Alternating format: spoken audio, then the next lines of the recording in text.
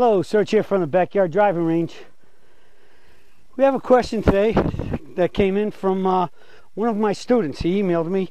He's my college student. He's away at school and he's been having a little problem, so he fired me an email, and this is what he said. He said, "Mr. Trahan, I have been having a couple of issues with my swing which I have not been able to figure out and would greatly appreciate hearing your thoughts on it. I took several videos today at the range and noticed that my shoulders were still turning to around 90 degrees of turn and that my hips were not rotating at all. I have also noticed a loss in distance from shortening my swing from having the club head parallel to where it is now, parentheses, just slightly longer than where you are. End of parentheses. That's a pretty good shortening right there for somebody that was at parallel. I find that when I do not rotate to around 90 degrees, I have the sensation that there is no motor to start the forward upswing and feel like I have no coil in my body at all. I feel as if my back and hip rotation is making the bump impossible, while my lack of a bump is allowing my swing to be longer. This seems to always be a problem for me. I've worked on this a lot, but have not had much luck in doing it properly. I am not completely sure of how to fix not turning to 90 degrees as well as bumping at the correct time. I was wondering how you were able to practice these things and eventually put them into the right sequence when you created the swing and changed yourself to it. I look forward to being home soon so I can have a lesson. Chipping and pitching need some work as well on the long game. Thanks for your help, Ian Long." Okay, Ian's one, as I said, was one of my college students, and he sent me an email, and so I wrote him back this answer. "Ian, the key problem is not the lack of hip turn, but too much shoulder turn. As long as you turn your shoulders too much, past 70 degrees with the left arm over the toe line, you basically cannot bump correctly. That is, when you bump with too deep a shoulder turn, your shoulders first bump out to the right, which will cause hits out to the right and power blocks or pushes. So the big issue for you is to work on limiting your shoulder turn to your left arm over the toe line, ring the bell, and bump. This will pull your arm straight down and then swing up into the forward mitt and up and over the left shoulder to the tee finish. Call me when you get home." The Surge.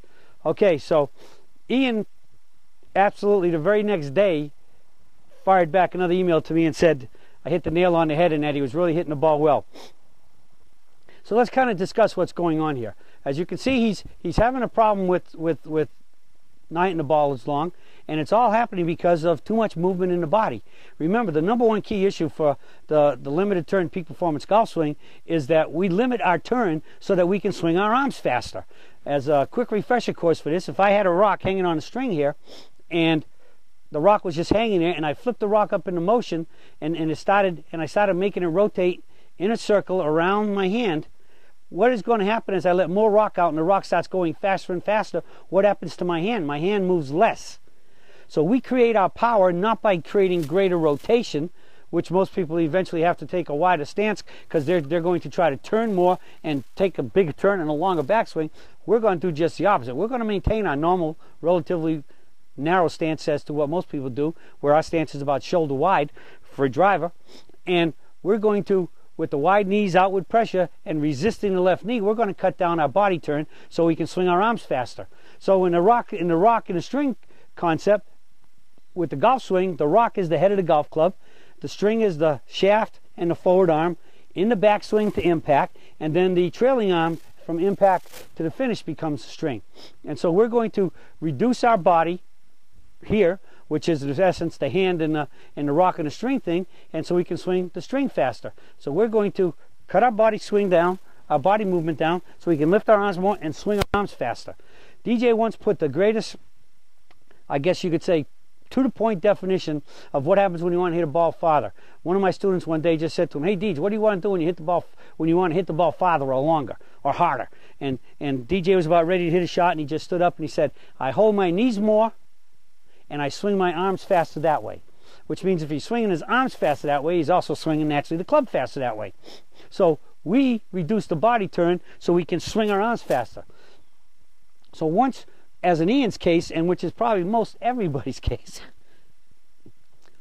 once you start turning too much, especially with the upper body, and you start getting deep and back here, and you start getting close to parallel, What does that mean for everybody? That means that now you've pulled your body out of position.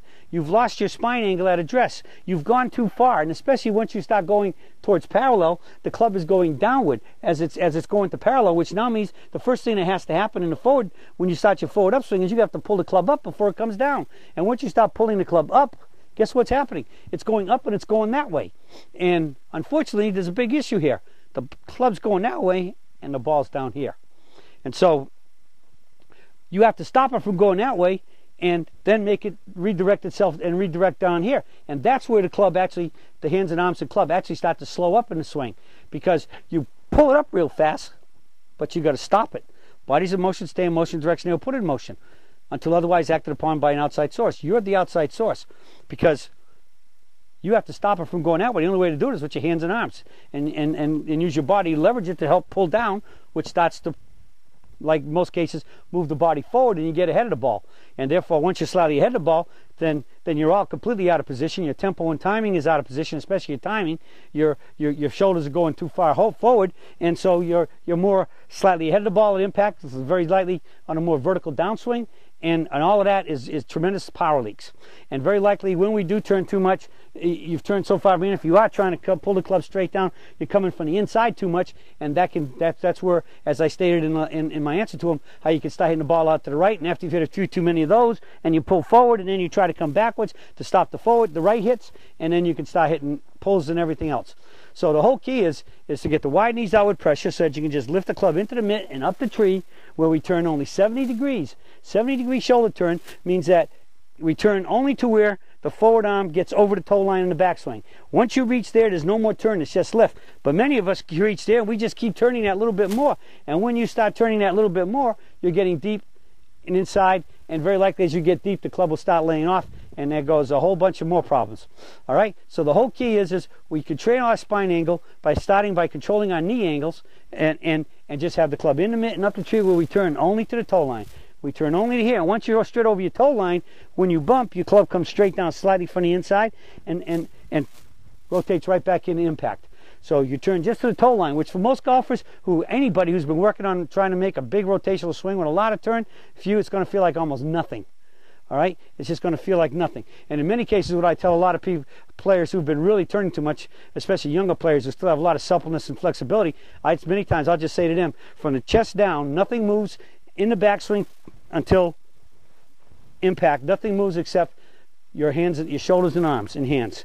So they come to here, and then once you start your downswing, your forward upswing is when you fire. From takeaway to top, nothing moves except your arms.